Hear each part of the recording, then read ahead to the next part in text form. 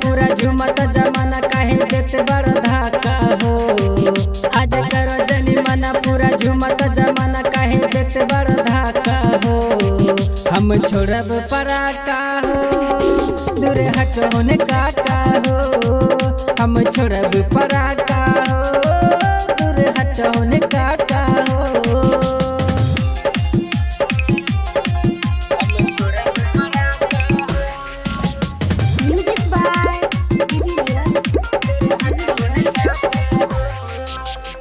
छठी माई के आज होता पुजाई धूम धड़का आज खूबे कइल जाई। छठी माई के आज होता पुजाई धूम धड़का आज खूबे कइल जाई। बड़ी निक लागताटे सबे घटिया पे बाटे। बड़ी निक लागताटे सबे घटिया पे बाटे। बुझो हमके न बाचा हो। हम छोड़ब पराका हो दूर हट होने काका हो। हम छोड़ब पराका हो दूर हट होने काका हो।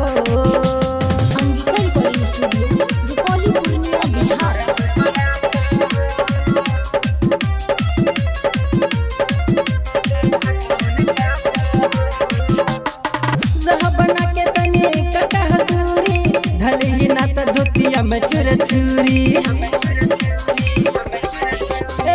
रह बना के तनी कटह दूरी धलही धोतिया में ना त चुर छुरी। बात मानला हमारे जिद करन बेकार। बात मानला हमारे जिद करन बेकार काहे बोले लत भाषा हो। हम छोड़ब पराका हो दूर हट होने काका हो। हम छोड़ब पराका हो दूर हट होने काका हो।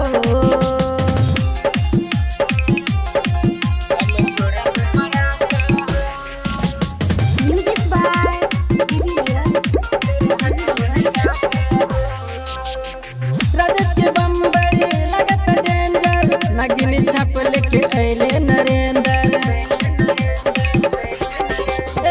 राजेश के बम्बई लगत डेंजर नगिनी छाप लेके अइले नरेंद्र। बात कहतनी सच भले लगी तोरा आँच।